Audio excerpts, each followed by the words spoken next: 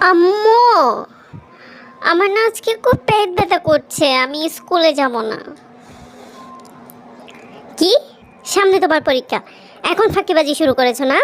সোজা স্কুলে চলে যাও। আর আরেকবার যদি তুমি স্কুলে না যাওয়ার কথা বলো, তাহলে তোমার একদিন কি আমার একদিন। সোজা স্কুলে চলে যাও, কিছুদিন পরেই তোমার পরীক্ষা। ঠিক আছে আম্মু, স্কুলে যাচ্ছি। আজ তো আমার স্কুলে একদম যেতে মন চাচ্ছে না। পড়ালেখা ওই শিখিনি, স্কুলে গেলেই স্যারের থেকে পিঠা খাবো, তার চেয়ে আমি স্কুলে যাব না। কি করা যায়? স্কুলের টাইম পর্যন্ত কোথাও লুকে থাকা যায়। কোথায় লুকে থাকবো? ইয়েস, ধান খেতে। যদি আমি ধান ক্ষেতের মধ্যে বসে থাকি, কেউ আমাকে দেখবে না, বুঝতেও পারবে না যে আমি কোথায় আছি। আম্মুও বুঝবে না। স্কুলের যখন সময় হবে তখন আমি চলে আসবো। ও তাড়াতাড়ি বসে পড়ি, তাড়াতাড়ি বসে পড়ি। কে যেন আসছে, কে যেন আসছে। আল্লাহ, ভাইয়া, ভাইয়া স্কুলে যাচ্ছে।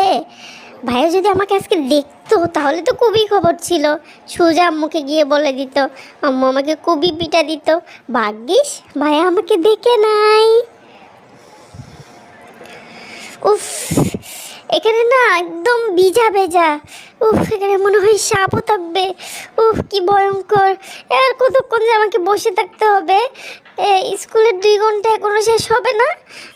কি যে একটা চিন্তা, এখানে কতক্ষণ বসে থাকবো আমি। আম্মু, আমি স্কুল থেকে চলে এসেছি। এত সকাল সকাল? এখন তো মাত্র 1 ঘন্টা হলো। কি বলো মা, 1 ঘন্টা? আসলে আজকে না আমাদের যে পরের ক্লাসটা করবে ওই স্যারটা নাই আসলে, সেজন্য আমাদেরকে আগে আগে ছুটি দিয়ে দিয়েছে। ও আচ্ছা, তাই? তাহলে পড়তে বসো। ঠিক আছে আম্মু, পড়তে বসবো। তোমার কাপড় চোপড় এত ভেজা ভেজা কেন? না আসলে আম্মু, ধানের ওখানে শিশির ছিল, ধানের রাস্তা দিয়ে আসছিলাম তো, ওখানে শিশিরের পানিগুলো কাপড়ে লেগে গিয়েছে।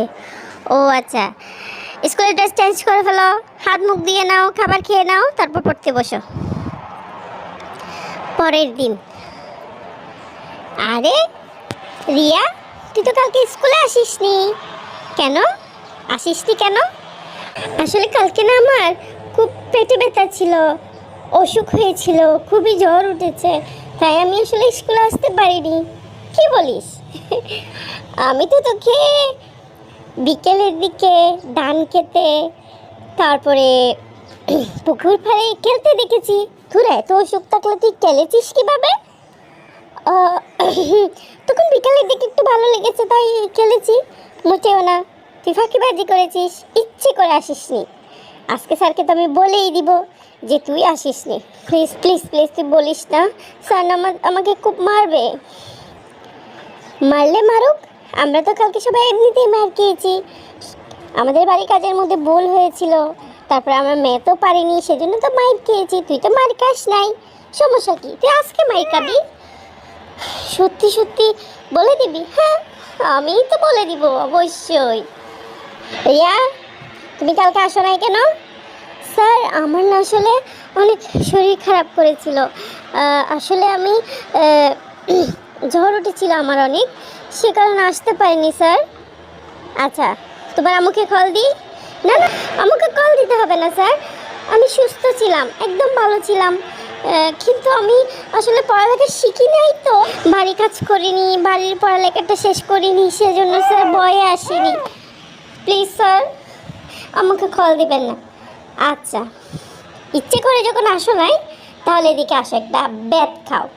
বেতের আঘাত যতদিন মনে থাকবে ততদিন আর স্কুল পালানোর বুটটা মাথা থেকে চলে যাবে। উফ উফ, স্যার খুব ব্যথা পাচ্ছি। স্যার আস্তে, স্যার আস্তে আস্তে মারুন স্যার, হাতটা পুরো ফুলে যাচ্ছে স্যার। স্যার আস্তে।